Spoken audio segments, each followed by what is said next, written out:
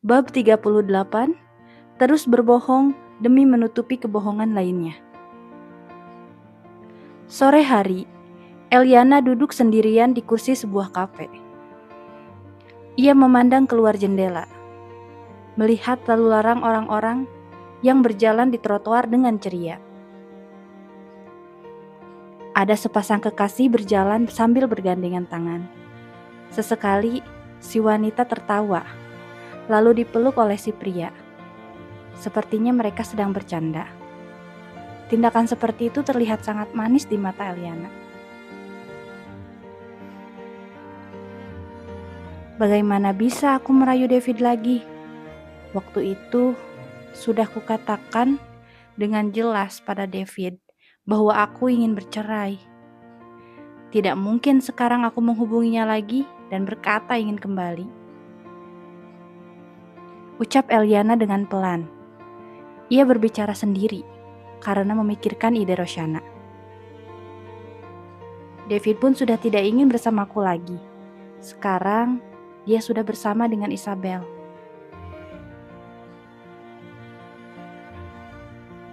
Ketika kami berhubungan untuk yang terakhir kali, David hanya menganggapku sebagai wanita nakal yang dibayar dengan uang $1 juta. Dia sudah menganggapku sebagai wanita matre yang menjadikannya sebagai alat untuk mendapatkan uang. Sekarang, bagaimana aku bisa memohon pada David untuk kembali? Sial. Eliana segera mengambil ponselnya dari dalam tas, bermaksud untuk menghubungi Roshana dan mengatakan ketidakmampuannya untuk menjalankan rencana gila dari Ross. Ketika ia sedang mencari kontak telepon Roshana, tiba-tiba ada panggilan masuk di ponselnya. Eliana melihat nama yang tertera di sana. Tiba-tiba ia merasa gugup. Baru saja Eliana memikirkan pria itu, sekarang David benar-benar menelponnya. Untuk apa dia menghubungiku? Walaupun berkata seperti itu, tapi Eliana tetap menggeser tombol hijau pada layar ponsel untuk mengangkat panggilan telepon dari David. Sambungan pun segera terhubung. Halo, sapa Eliana dengan malas. Sudah tidak ada lagi yang perlu mereka bicarakan. Karena setiap kali membicarakan masalah perceraian, David selalu menjawab hal yang sama. Bercerai jika aku mati. Eliana terlalu malas untuk mendengar tentang hal itu. Sekarang kau di mana? Tanya David dari seberang telepon. Tidak ada basa-basi sama sekali. Memangnya ada apa kau menanyakan keberadaanku? Toh sekarang kita berada di kota yang berbeda.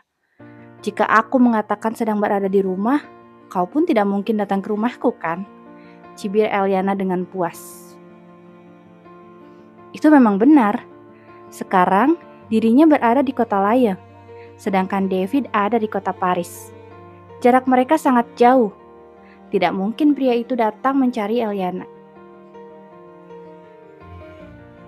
Namun, jawaban dari pria itu membuat Eliana terkejut. Sekarang aku sudah berada di kota lain. Cepat katakan di mana alamat rumahmu. Apa? Eliana berteriak cukup keras, membuat semua pengunjung menoleh ke arahnya. Apa kau sudah gila? Untuk apa kau datang ke kota lain dan menanyakan alamat rumahku? Bagaimana ini?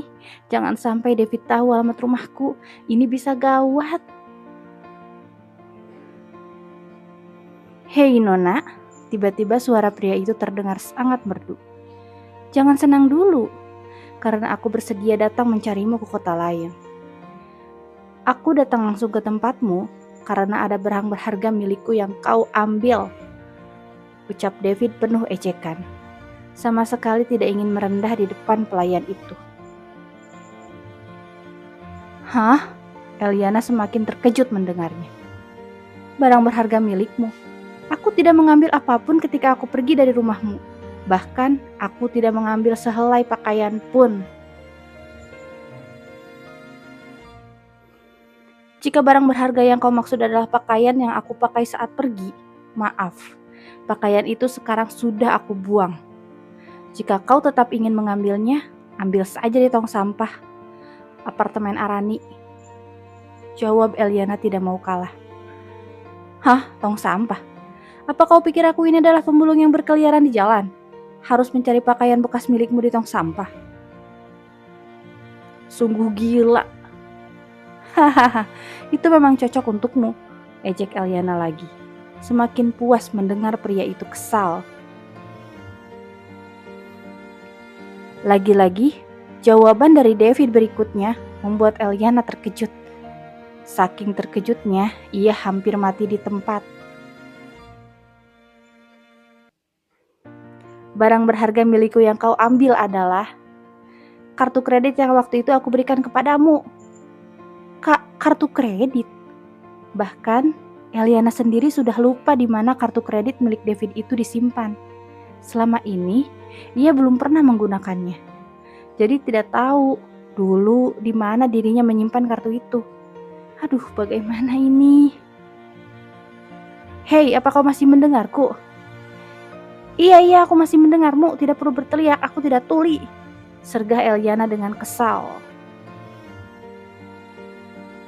Baiklah, sekarang di mana alamat rumahmu? Aku akan segera ke sana. Tanya David dengan tegas. Jika menghindar, aku anggap kau berniat mencuri kartu kredit milikku. Bersiaplah untuk masuk penjara. Ancam David tanpa belas kasih. Itu membuat Eliana ketakutan. Baiklah, akan kuberi tahu alamat rumahku. Mengapa harus mengancam segala? Jawab Eliana dengan kesal. Bukankah kartu kredit milikmu itu belum pernah aku pakai sedikit pun? Bagaimana bisa dibilang aku mencuri? Jika kau khawatir semua uangmu aku curi, blokir saja kartu kredit milikmu. Gampang kan? Kenapa harus repot-repot ke Kota Layang untuk mengurus hal ini? Sungguh merepotkan. Ya, itu memang benar. Tidak ada aktivitas di kartu kredit yang kau pegang. Tapi, itu karena kau tidak tahu cara menggunakannya kan? Ucapnya penuh penghinaan. Jika kau tahu cara menggunakannya, mungkin uangku sudah ludes kau ambil. Apa? Kampret. Apa dia pikir aku sebodoh itu? Eliana tidak terima mendengar semua ejekan dan penghinaan dari David. Dirinya bukan benar-benar seorang pelayan yang datang dari kampung, yang tidak tahu apa-apa dan sangat polos.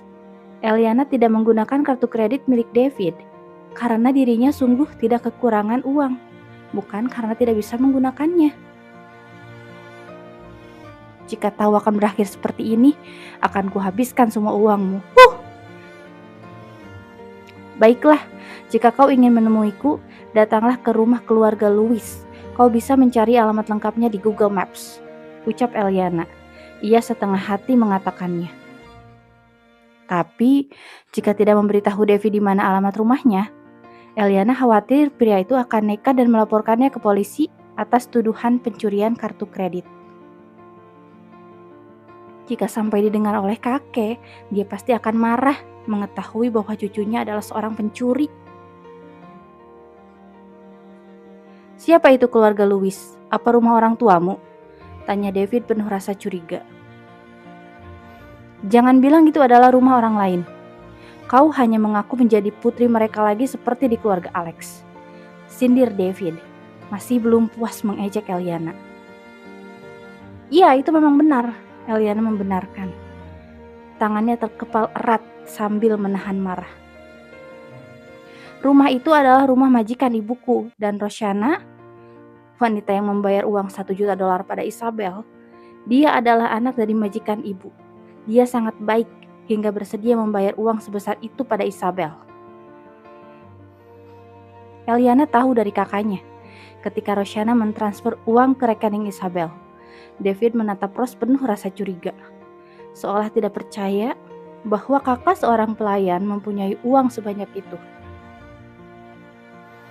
Khawatir David curiga, Eliana harus meluruskan hal ini. Baiklah, kita bicara lagi nanti setelah kita bertemu. Ucap David sedikit lelah.